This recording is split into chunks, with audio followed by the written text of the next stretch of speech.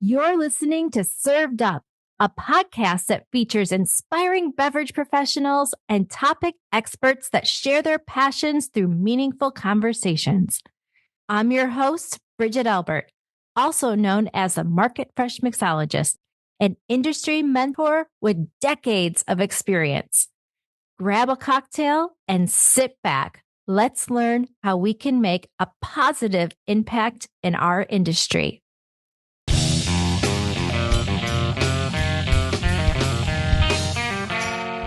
Hey y'all, it's Bridget here. Today, guest host Jessica Baldo-Riggio and I were joined by Katy Wilson, a winemaker and founder of LaRue Wines. Known for her elegant, small lot Pinot Noir and Chardonnay, Katy has built LaRue on thoughtful craftsmanship and a deep respect for site and season.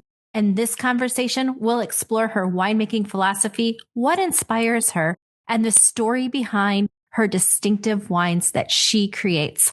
So sit back, relax, grab yourself your favorite LaRue wine, and enjoy the show. Katy, welcome to Served Up. I am so happy to have you on the show today. Yeah, thank you for having me. Welcome, Katy. Nice to see you. You as well.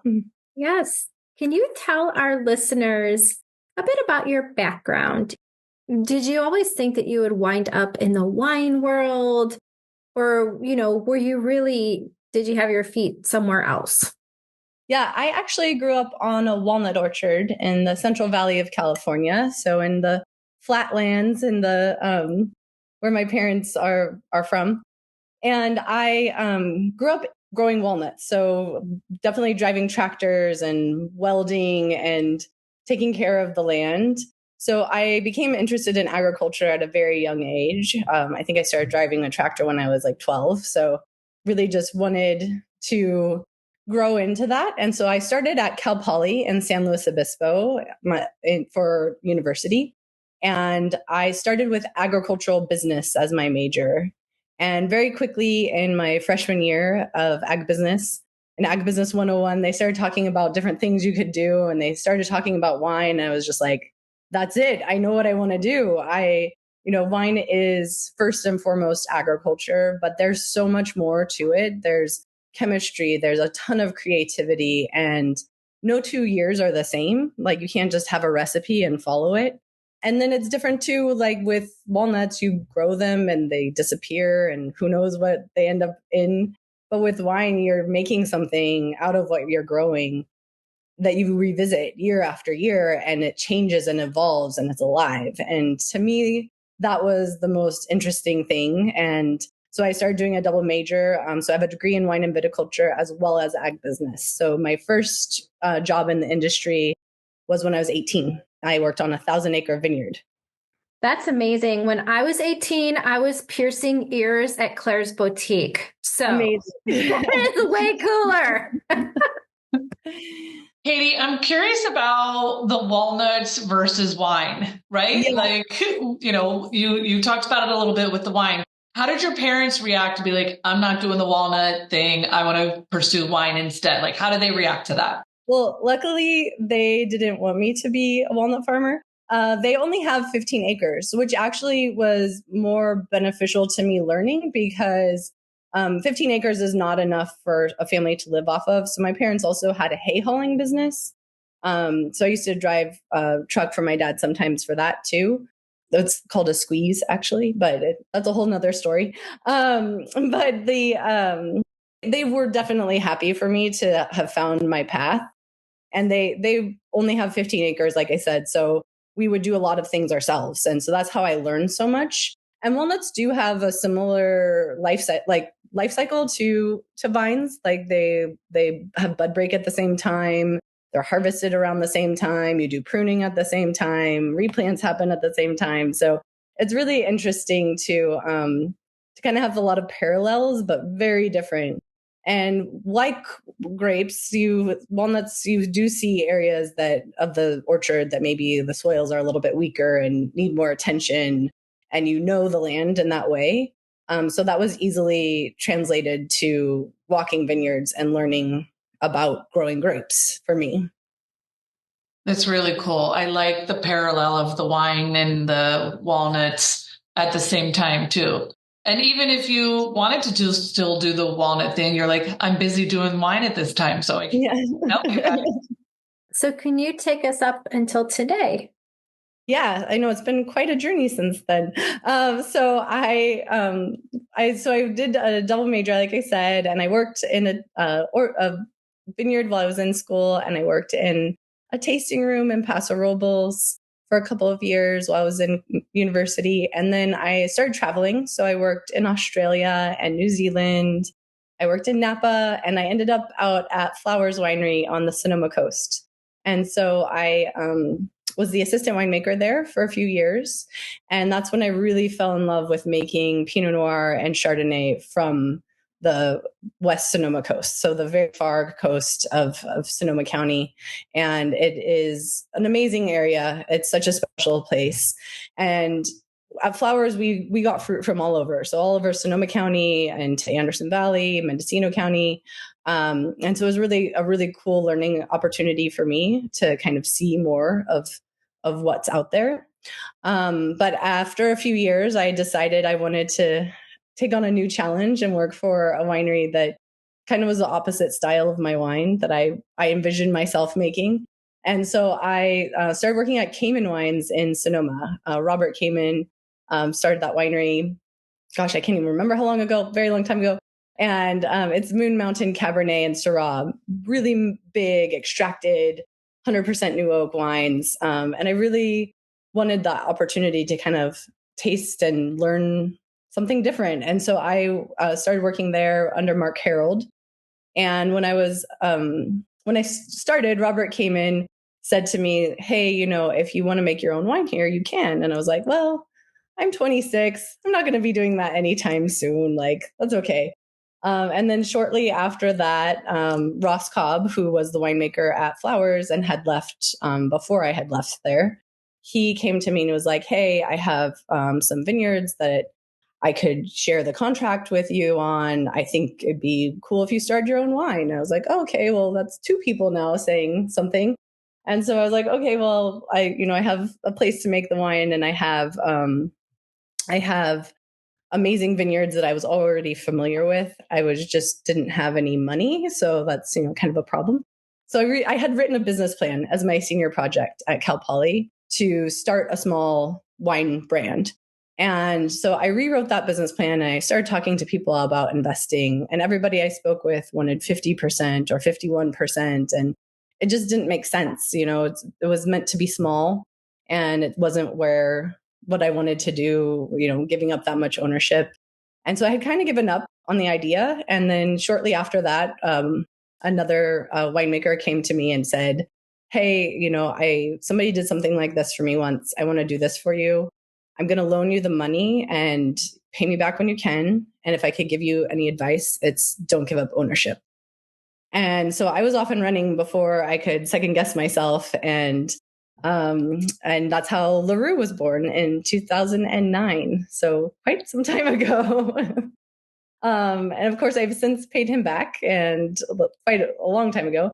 And still, my husband and I now still own LaRue 100%. So that's a great success story, right? And just perfect timing, a lot of things. So I wanted to ask you about that, Katy. How much do you believe in timing and right place, right time? Even, kind of circling back to the flowers conversation, how much timing do you believe in? Yeah, that's a really good question. I think that timing is huge, of course. Like it's like things happen at a certain times, I feel like, for a reason. And I do think that it's about grabbing those opportunities when they happen, not being scared. Because I very easily could have been like, I'm 26, I'm not ready for this. And, it was 2009, the economy was not the best. We had a lot of people saying, oh, you're not making a very good decision here. And, it's just like believing in yourself. But the other side of it is a lot of hard work. I worked a massive amount of hours, during that time. and still to this day, I guess I might be a little bit of a workaholic, but at least I love what I do. But it is, opportunity, timing, and then you have to put the work in. Really interesting. What makes a good wine to you? I think a wine that speaks to place. That's what my ethos is when I'm making wines. I want every wine to really showcase the vineyard in that vintage, and that means that they're not going to taste the same as each other. They're not going to taste the same year to year. There's a stylistic thread through everything I do, but not to the point where it's like so overpowering that you can't see the character behind the sense of place. So, Katy, with the sense of place, and now that you've been making wine, so how many years have you been? Do you call yourself the winemaker or a winemaker? So my first job in the industry was in 2001. So I have been in the winemaking industry for 24 years now, and I started LaRue in 2009. So that's, how many years is that? Math. 16 years. And yeah, so I've really, there's definitely a period of that time where you're learning and you're growing, and that's the thing with wine, you're always learning and growing. But yeah, I've been in it for quite a long time. So have your winemaking style changed? Has it changed? Yeah, I would say like I have grown as a winemaker. Things are easier, like making decisions is easier than it was 10 years ago, especially when you're thinking about picking and things like that. You've seen more. It's just experience. But yeah, I think that if you're stagnant, maybe things, that's not how I want to be. I would like to be evolving and growing, making new wines and doing new things constantly. But yeah, I think that especially too with the vineyards I've been working with for LaRue for 16 years, you really get to know them really well, and you're better able to express them because you know what works and what doesn't work, the amount of whole cluster you use, which coopers you're putting on there, how much new oak it has, which those things do change vintage to vintage, but you know what that site likes, so that's having experience, I think is great. You have more time, you have more knowledge, and but constantly having the inquiring mind that you're not ever satisfied. Yeah, that's really great. And because you are very experienced in this, what are some common misconceptions about wine that you've heard? Like from average people, it's just, asking. I'm an average gal over here. I'm not a wine expert by any means. So I would love to know from you, what are some of those misconceptions that you've heard? I can tell you all about spirits. There's tons of them. Oh my gosh, it's a full moon and somebody's drinking a gin martini. They're about to lose their mind, Stay away from that. On a full moon. It's like ridiculous stuff. So I'm curious about what those things are in the wine world. I mean, I think one of the more common things is people asking, like, how do you put in the cherry and the blackberry and all the flavors into the wine? And those are all just flavor compounds that naturally are in wine grapes. So we don't add anything. I think too, maybe, there's so much misinformation and things out there about farming, organic farming, and what like the meaning of different, organic or biodynamic, which is something we really strive for in the vineyards that we work with. There's a lot of like unknowns, like that's not really talked about, like in what people add to their wines. For us, we don't do ads. We're pretty, I hate to use the word natural because there's like no definition to it. We are hands off in how we make our wines, as far as we don't do ads and things to our wines. Sure. But we are very hands on in that I am constantly checking on the wine. So I'm constantly smelling and tasting and present with my wines. And especially during harvest and during fermentation, I'm smelling the tanks like a couple times a day and really wanting to have that attention to detail without being doing ads and manipulating the wines. Mm-hmm. So I'm very careful with temperature and oxygen through the entire life of the wine. And that you can control those two things and not need to do a lot of ads and manipulation to your wine. It takes a lot of work though. And to make very, clean, beautiful wines as well. So that's, I think, maybe a misconception out there too, like what it is that you do behind the scenes with the wines. Yeah, absolutely. And because you mentioned farming, and there's been so much buzz, even here on this show, even with spirit producers, wine producers, about organic farming, about regenerative farming. Can you talk about what that is? What is organic farming to you and to your terroir and to your wine? Yeah. And we actually just participated in the sorbet tasting that is the Sonoma Organic Regenerative Educational Tasting. Got it right. That's a mouthful. Fast. Oh my gosh, Katy. But Morgan Twain Peterson and Sam Couturi put it on, and of Bedrock and 16600 wines. And they really just gathered together wineries who make wine from Sonoma Valley and people who are farming organically. They actually checked receipts because you don't have to be certified, but all the pesticide records are public, so you can look it up and see what people are doing in their property. And so we have 2 vineyards that are in that region. So we work with the Monte Rosso vineyard and the Bedrock vineyard. Kind of jumping around, in 2021, my husband and I started a second brand off of LaRue. So when I started LaRue, it was only Pinot Noir and Chardonnay from the Sonoma coast near Sebastopol and Occidental. And then in 2021, we started Charlie LaRue, which is named after our daughter. And it's my husband David's dream of making a very restrained and ageable, yet very drinkable and lovable Cabernet and Sauvignon Blanc. So we have 2 Cabernets, and those are what we're pouring at the sorbet tasting. But with organic farming, it is really just a lot of what grapes require that are not organic is weed control, the Roundup. So nobody is doing Roundup.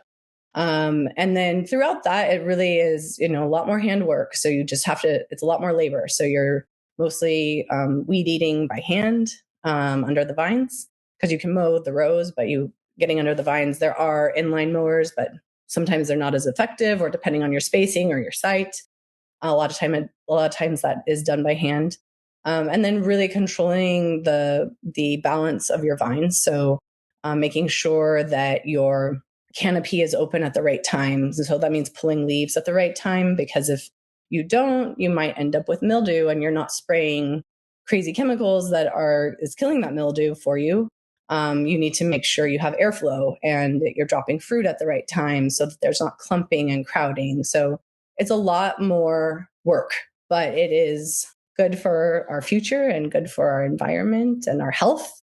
And so it's become very important for a lot of people. And I do believe that the wine industry because it is a luxury product, is in the perfect place to be at the forefront of, really pushing organic farming in general.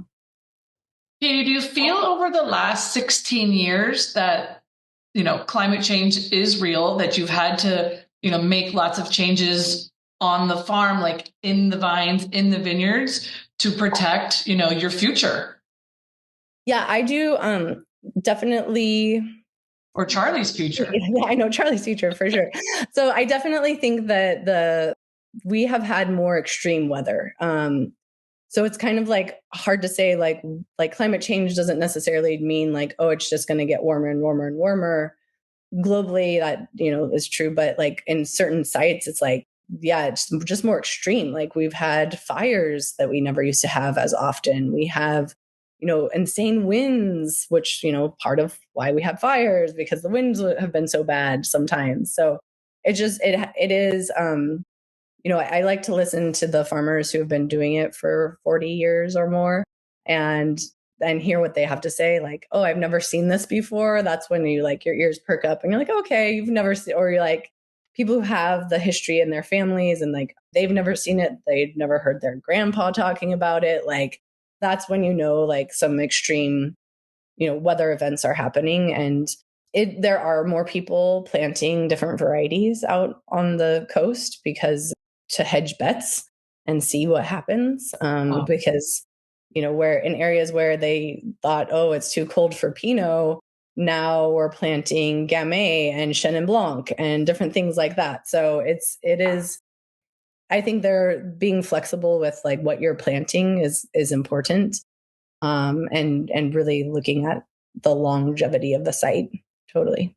I'm curious, you were talking about, you talk to a lot of farmers.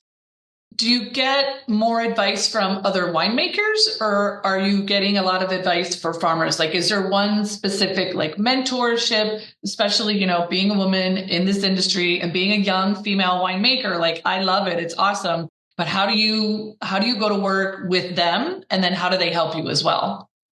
Yeah, I wouldn't say I have any like one mentor in my career. I've had a lot of different people over the years who have supported me and really helped me out. But yeah, I do. I mean, as far as like, I talk to different people for different things, right? So I do enjoy talking to farmers and talking about what they think the future is and like what the season's doing and that sort of thing. I do have a few women in this industry who have, are always there for me. And that's really amazing. Someone like Pam Starr from Crocker and Starr, she's been in this industry for a very long time and has so much wisdom. She's an amazing person. And just, just having people around that you can talk to is important for sure.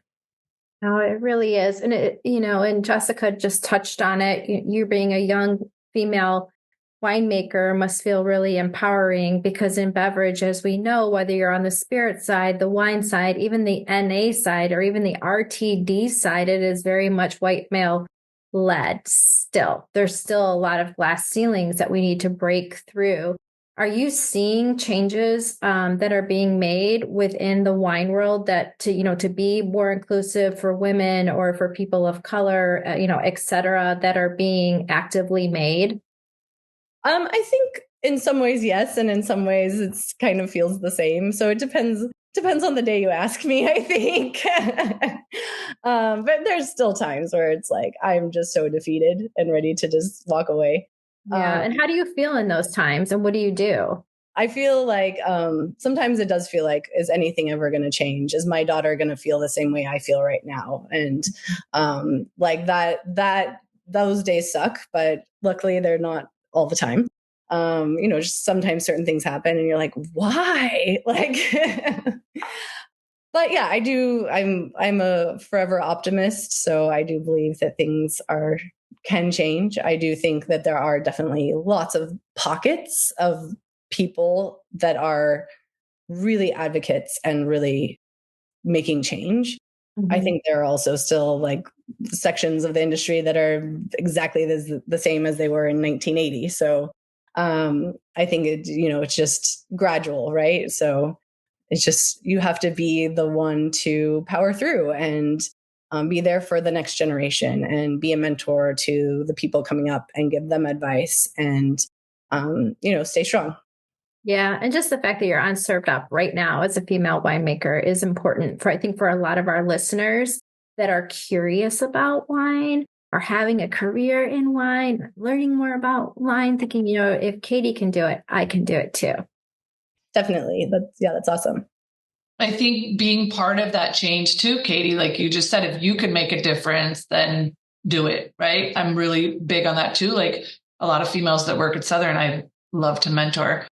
I had a question about the market industry, like the market itself right now. Like, how do you feel about the wine world and getting, that next generation drinking wine as the older generation, it grows older? How do you feel about, getting into a new demo, if you will? Yeah, I do. For LaRue, we actually do have more and more younger people coming for tastings, which we always find exciting. It's great when people find us. But I think that sometimes people being interested in wine happens a little bit later. And I do think, there's a lot of talk around the generation of people having a non-drinking movement. But there's still a lot of people who love wine. So I think that, you just have to find your people, right? You have to find the people who match the wine that you make. And that's, always been my philosophy of like, there's an audience for you. You just have to find them. And I do think, right now our market is really saturated. So there's a lot of wine. There's a lot of people pulling vineyards out right now. I do believe we are in a bit of a correction time. Maybe we're overproducing grapes, and that just affects everyone down the line. And our tourism in Sonoma County and Napa County hasn't come back from our 2019 numbers. So we really, that is also affecting everyone here. But we are still holding on strong here at LaRue, and we're definitely hopeful for, the next several years. It might take us the industry as a whole, a couple of years to work through it, but it is, I do believe it'll turn back around. Yeah, I'm 100% agree with you. I always say wine has been around since Jesus. It's not going anywhere. Yeah. We'll course correct naturally ourselves, right? From a distributor standpoint or a winery or producer, right? Like it's going to be fine. Talk about the name LaRue. Yes, definitely. Where did that come from, and why did that particular name, inspire you to really put it on a label? Yeah, so LaRue is named after my great-grandmother. Her name was Fiona LaRue. Oh, I love that. Fiona LaRue. Oh, we need to know about her. I know. She was amazing. She lived to be 98 years old. So I knew her very well. My grandma and my mom both had kids young. So I was 27 when she passed away. So she knew that LaRue was going to be named after her.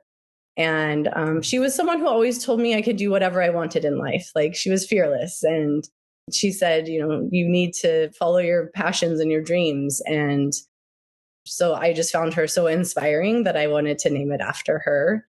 And then my husband and I named our daughter after her. And our dog as well is Nico LaRue too. But so Charlotte LaRue. And so that's why, she's on the label too. So. But yeah, she was an amazing person. And my grandma, her daughter, Marcia, is still alive now. She's going to be 90 next year. And she has the same spirit as my great grandma did. Was Fiona a wine drinker? No, not at all. So she grew up in Iowa, and they just didn't drink at all. And her and my great grandpa, he actually lived for a year longer than her. And so he moved to California, and he moved in with my grandma and grandpa.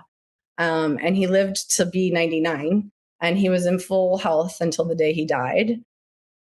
And he came to every event of all my cousins, everything we did for that last year. And he came to my very first release party. And I think that might have been like the second time he's ever had wine. He put ice in it, but it's fine. That's amazing, Katy. That's amazing. What a longevity that you have ahead of you. I know, huh? Wow.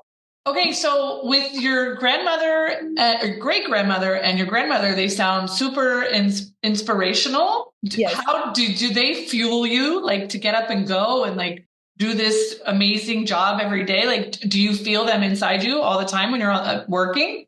Yes, definitely.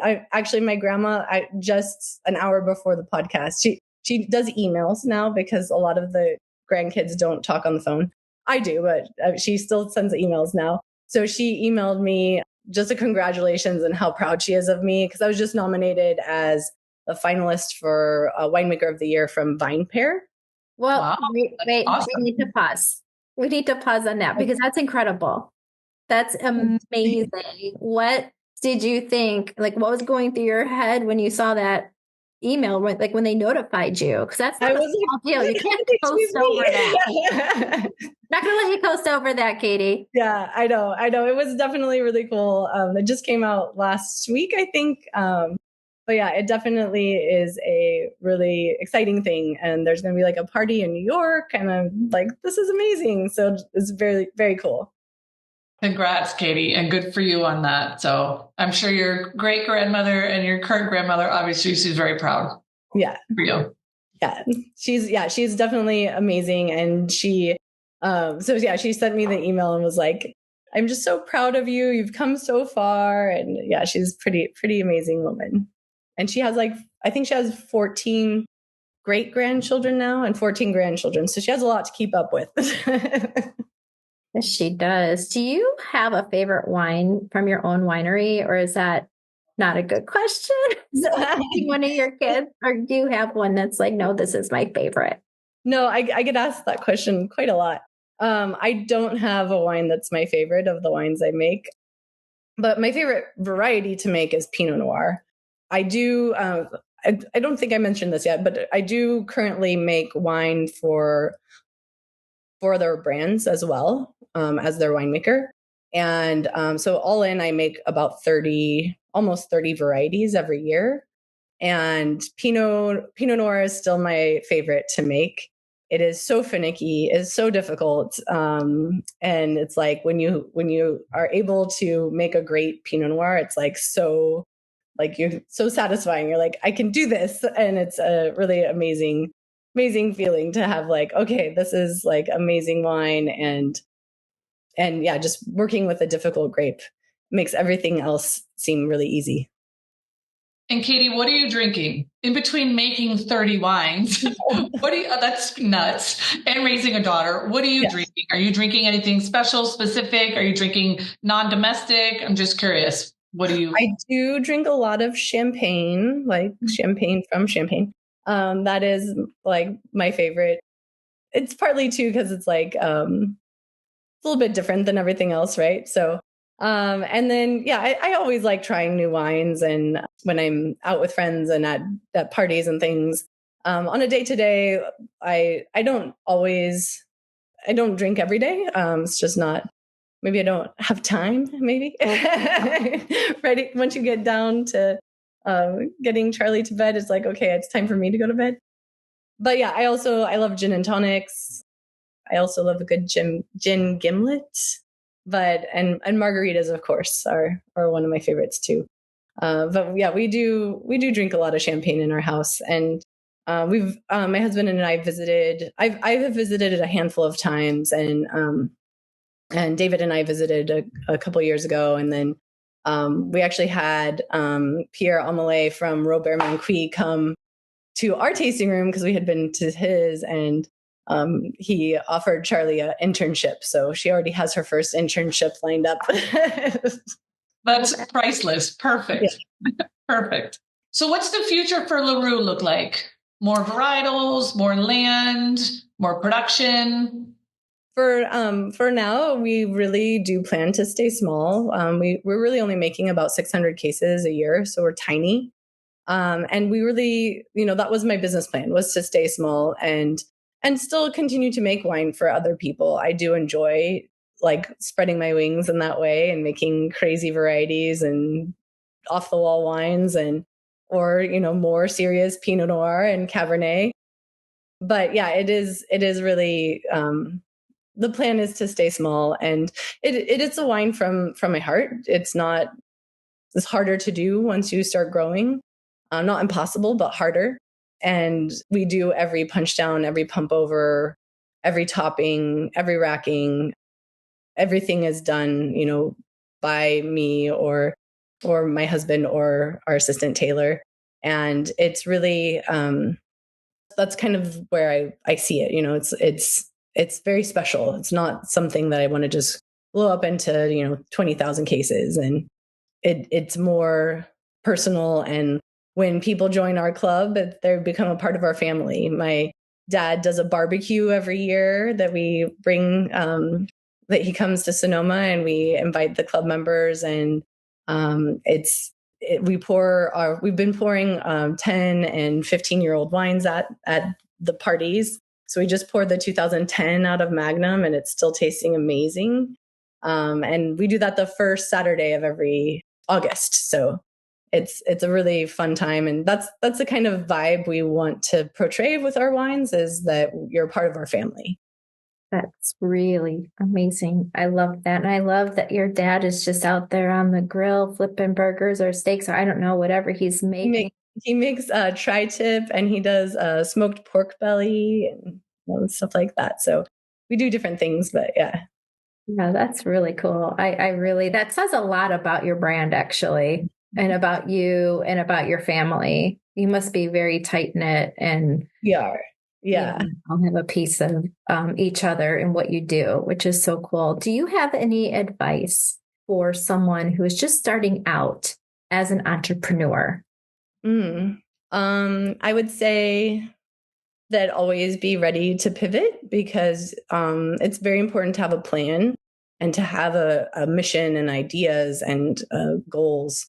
But don't get so stuck into them that you become inflexible, because what you think will work doesn't always work. And sometimes you need to change direction and try something different. And that is, one of the biggest things that I've done over the years is like, okay, this isn't working. We'll try this. That's not working. Let's try this. Oh, this is going well. Okay, let's do this and let's add something to that. So it really is, it's, constantly being flexible and being able to adapt. Awesome, Katy. I think that's great advice. I think that's great advice for anybody in any business and any industry. Thank you for your time today. And we wish you nothing but happiness, success, peace and love for all of you guys at LaRue. Thank you for your time today. Thank you. Thank you, Katy. Wishing you just some great health. And like Jessica said, a lot of peace like we do here on Served Up. And I can't wait to see what you do next. Thank you so much. Thanks for listening. Served Up is brought to you by Southern Glazer's Wine and Spirits. Produced by Zunu.online.